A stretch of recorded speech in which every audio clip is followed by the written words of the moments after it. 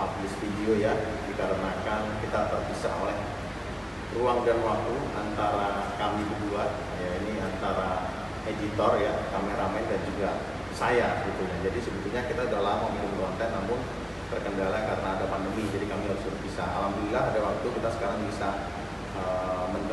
menyempatkan waktu untuk melakukan kegiatan perekaman video ini yang kesekian. Baik, dikarenakan ini masalahnya yang masalah sedang pandemi, kemarin kita sudah sempat menyampaikan kalau kita akan melakukan rekaman video lagi tentang pandemi. Jadi kita akan membahas tentang pandemi ini, tapi kapasitas kita hanya sharing, tidak bisa dijadikan rujukan 100%, karena memang harusnya yang berbicara adalah spesialisnya masing-masing. Namun ini informasi untuk masyarakat awam, di mana banyak masyarakat awam yang bahasa-bahasanya terlalu tinggi dan banyak di-share di media sosial dan juga media televisi, medsos dan yang lain-lain, membuat orang jadi rancau. Ini kita mencoba membantu sedikit pencerahan, mudah-mudahan bisa membantu. Yang sudah paham, terima kasih. Kalau salah tolong dikomentari. Jadi pertama gini, untuk kasus-kasus jantung ya, ada banyak pertanyaan, bagaimana nih saya sakit jantung, bagaimana kalau kena COVID, bagaimana dampaknya, atau bagaimana dengan vaksin. Ini dari kita bicara tentang vaksinasi dulu.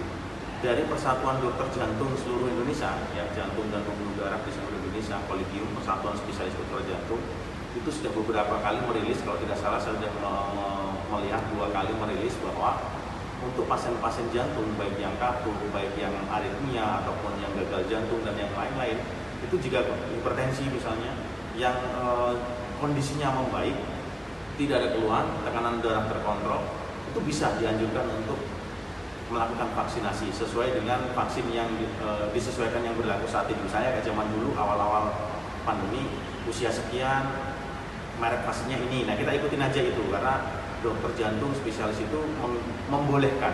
Kemudian terbaru ada lagi yang saya nggak tahu lah ya mereknya apa, saya nggak menyebutin itu, meskipun itu juga tidak menjual merek. Yang jelas pasien jantung apapun masalahnya, baik itu gangguan aritmia, pembesaran jantung, hipertensi dan yang lain-lain, kalau kondisinya bagus, tidak ada keluhan, boleh dianjurkan untuk vaksinasi. Terus ada yang bilang, percuma vaksin. Sekarang ini banyak orang yang sudah divaksin tapi faktanya kena juga. Begini, vaksin itu bukan untuk mencegah orang biar tidak kena penyakit, bukan. Vaksin itu memang untuk melawan, artinya potensi untuk kena masih bisa. Cuman dengan divaksin itu kondisinya tidak akan lebih parah jika dibandingkan dengan yang tidak divaksin. Itu sebabnya dokter-dokter spesialis jantung di seluruh Indonesia persatuannya merekomendasikan untuk pasien-pasien jantung boleh dilakukan tindakan vaksinasi, bahkan sangat dianjurkan. Itu membantu program pemerintah untuk mengatasi pandemi ini, itu pertama. Terus apa yang terjadi sih kalau misalnya pasien-pasien itu terkena COVID? Nah, untuk kasus-kasus penyakit jantung, khususnya pribadi jantung, itu banyak pasien-pasien yang dengan gangguan aritmia misalnya, atau dengan kegagalan jantung, itu darahnya itu menggumpal. Dulu penggunaan pengencer darah itu digunakan oleh dokter spesialis jantung, meskipun penyakit dalam juga menggunakan, tapi ini saya spesifikkan ke bagian jantung ya, sesuai dengan selama ini terkait video kita. Dokter jantung itu semua memberikan obat pengencer darah pada suatu gumpalan-gumpalan darah pada penyakit jantung. Namun nih, dengan situasi pandemi COVID-19, apapun itu mereknya, baik yang merek pertama keluar C19 atau yang sekarang ada Delta, Beta atau 16, 17, apapun itu merek mutasinya, itu dampaknya menyebabkan gumpalan-gumpalan darah. Gumpalan-gumpalan darah itu di dalam pemeriksaan laboratorium klinik itu menggunakan pemeriksaan namanya D-dimer. D-dimer itu pada orang COVID itu sempat ribuan. Itu bisa sampai 4.000, 5.000 dan 6.000. Artinya apa? Darah pasien yang kena COVID itu bukan kental ya, menggumpal. Bedakan antara kental dan menggumpal. Ini gumpalan-gumpalan, berbentuk gumpalan-gumpalan. Sehingga apa? Gumpalan-gumpalan itu bila masuk ke pembuluh darah balik lalu masuk ke paru-paru akan menyebar paru-paru. Itu yang menyebabkan kebanyakan pasien dengan COVID itu meninggal dunia atau sesak berat, kekurangan oksigen karena gumpalan-gumpalan darah tersebut. Sehingga dengan pasien COVID-19 atau yang terkonfirmasi apapun itu merek mutasi COVID-nya, itu akan dirawat paling tidak 3 dokter spesialis. Dokter spesialis paru, dokter spesialis penyakit dalam, dan juga dokter spesialis jantung. Itu pasti mereka akan berkolaborasi. Dan obatnya itu akan mengarah didominasi dengan bagaimana mengencerkan darah yang bergumpal-gumpal tadi. Ingat ya, gumpalan bukan mengental. Kalau mengental hanya darahnya itu kental saja, itu terkait kekentalan darah, tapi ini ada gumpalan-gumpalan, ibaratnya kayak darah di dalam itu ada gelembung-gelembung darah, bukan gelembung darah, tapi darahnya itu menggumpal di dalam darah. Nah itu yang diusahakan semaksimal mungkin supaya pasien COVID-19 yang sudah terkonfirmasi dan dalam kondisi memburuk, misalnya dengan keluhan berat atau sampai dirawat di ruang ICU, itu yang dioptimalkan adalah obat pengencer darahnya, di mana bukti laboratorium kliniknya itu seperti DD nilai rujukan normalnya itu sampai lebih dari 6.000, 4.000, 5.000 dan sekian. Artinya apa? Apa sih yang bikin orang-orang COVID itu sampai keleleran, meninggal dan sebagainya, sampai diberitakan di media sosial kok mendadak mati? Kurang lebih ya. Nanti tolong dikonfirmasi kalau memang saya salah, tapi insya Allah ini base evidence-nya sudah, referensinya kuat. Penyebabnya adalah kekentalan darah tadi, penggumpalan darah tadi melewati vena pembuluh darah balik, kemudian melewati paru-paru dan terjadilah penyumbatan paru, gangguan pernapasan berat, pertukaran gasnya tidak membaik, sesak berat, itu yang bisa menyebabkan orang meninggal mendadak. Ya kalau kita bicara percontohannya, misalnya banyak orang yang melakukan puasa tertentu 40 hari, 40 malam tidak makan, tetap masih bisa hidup dan bisa beraktivitas. Namun jika manusia tidak bernapas dengan oksigen kurang dari 2 menit, kurang dari 5 menit lah katakanlah, itu betul-betul akan mengancam nyawanya. Nah ini yang terjadi pada kasus COVID-19. Artinya apakah ini seram untuk kenyataan orang-orang tertentu? Betul, itu seram. Tapi apakah kita harus takut? Ya kita waspadai ya, takut-takut tidak. Ikutin aja protokol. Dianjurkan pemerintah untuk apa? Ikutin. Anjuran dari dokter yang merawat Anda, dokter jantung, ikutin. Karena pasti dari dokter-dokter yang merawat itu tidak serta-merta mengeluarkan pernyataan. Mereka akan mengumpulkan beberapa dokter spesialis melalui perkumpulan itu untuk kemudian mengeluarkan pernyataan. Jadi tidak sembarangan. Begitu juga masukan-masukan dari beberapa spesialis kemudian nanti akan diberikan kepada Satgas Covid atau bahkan langsung ke atas, misalnya Kementerian Kesehatan. Nah itu untuk kemudian demi kebaikan masyarakat. Ya jangan di sini jangan membicarakan komentar tentang konspirasi lah, apapun itu bukan wewenang kita, bukan kapasitas kita.